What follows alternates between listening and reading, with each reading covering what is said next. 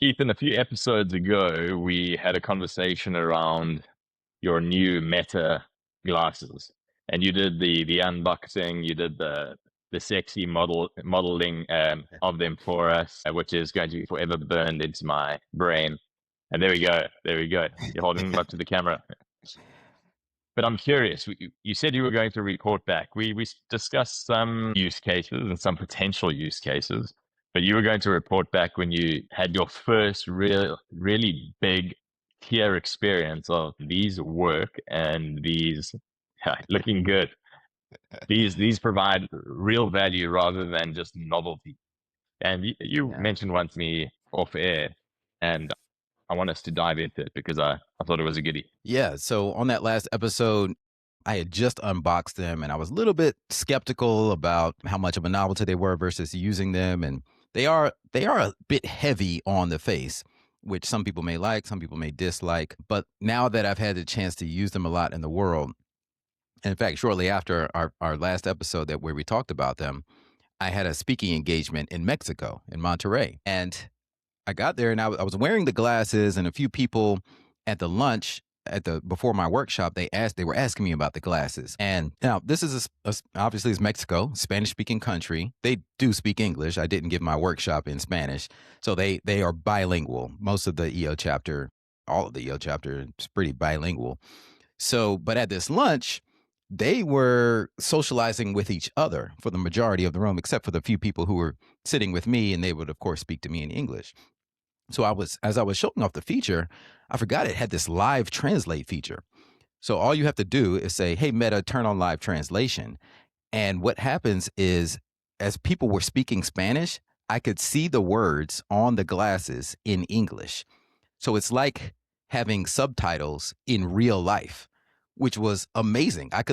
All you have to do is look at the person who you want to hear what they're saying to translate, and it'll start translating. So I could understand every single conversation that was happening in the room. It's like having superpowers. Now, it doesn't speak back in Spanish for you, so you have to figure out that part if you want if you Yeah. want to do that. But I've studied Spanish. I'm okay in Spanish. I can kind of understand most of it, but I found that people speak very fast and quickly. And it's hard for me to catch every Yeah. single word compared to when you're studying something. You're studying it slowly. So it unlocks a superpower. And then I watched the Super Bowl performance with Bad Bunny. I don't know if you know he did the whole thing in Yeah. Spanish. It Yeah. was a big thing. Yeah. And And I everybody put on says my they can't even understand. Okay. yeah. Yeah. Everyone's like, I don't know what he's saying, but it sounds great, blah, blah, blah. And there were some people who were upset because it was in Spanish. That's a whole nother thing. We politicize everything Yeah. in America. But I put on my glasses and I understood what he was saying. And what's funny is he was dropping a lot of curse words, like stuff that they Oh, would have really? out. Yeah.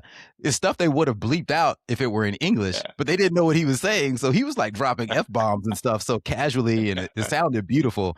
I thought that was funny. So yeah, that's a superpower feature in the Meta glasses that if you travel internationally or speak to a lot of people who speak a different language, that will come in very handy for you. So now I've used it traveling, walking through airports. You can look at a sign and have it translate the sign for you, just visually. So you can use the camera feature to do that.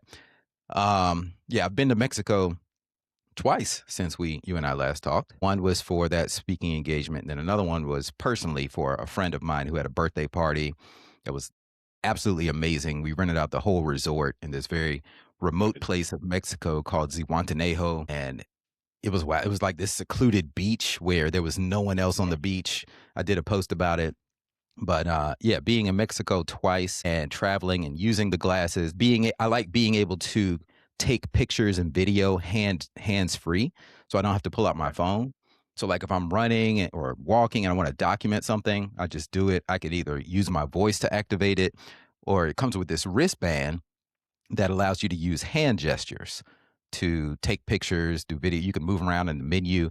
It takes a little bit of you getting used to, but it's like Mm. an invisible remote control for the display that you see on the glasses.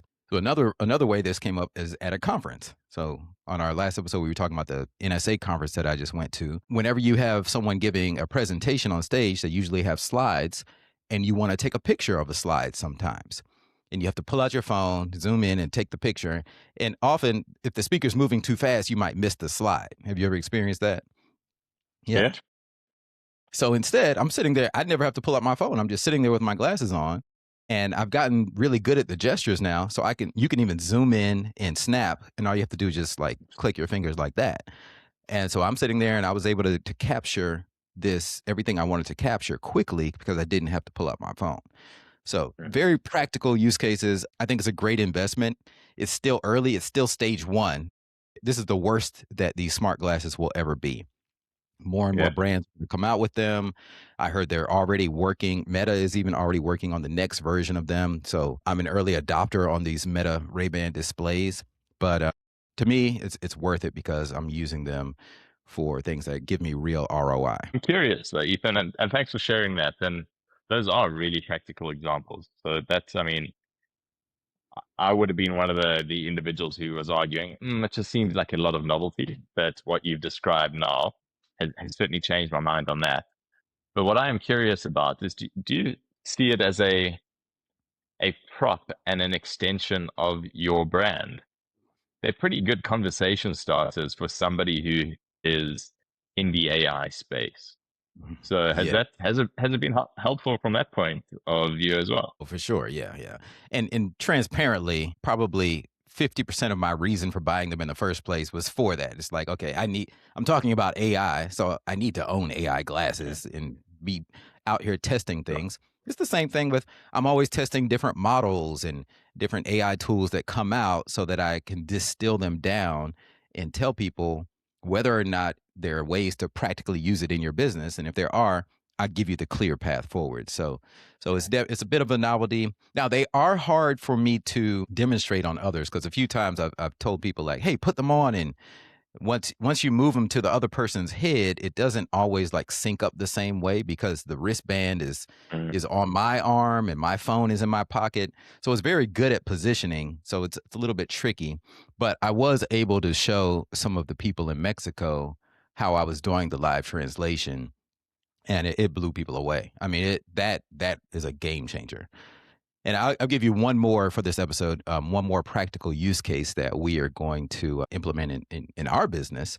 So now that I have the new Meta Ray-Ban displays, my old ones, I don't really need them anymore. So I was about to sell them on eBay or something. The old ones don't have the display feature. They have everything else. They have the cameras and the AI and stuff like that.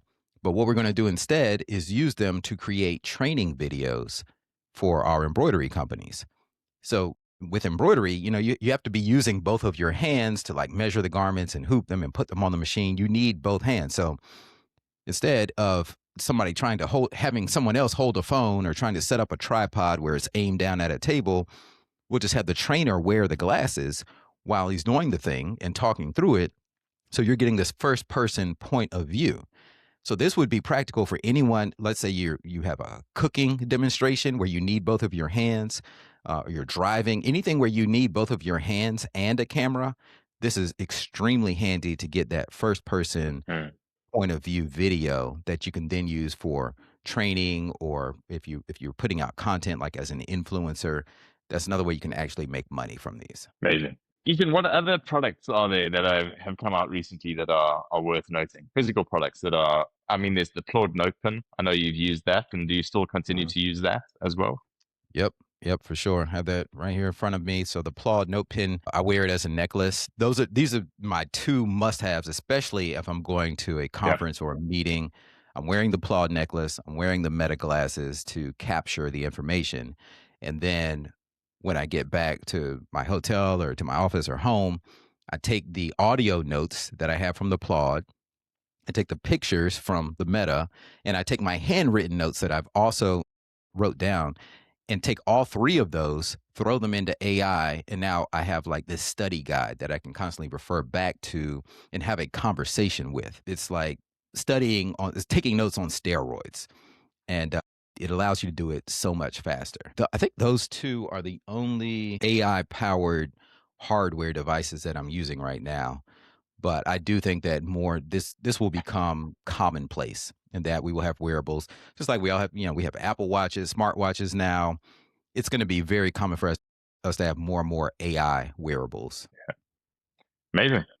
Any any king move that you want to end this one with?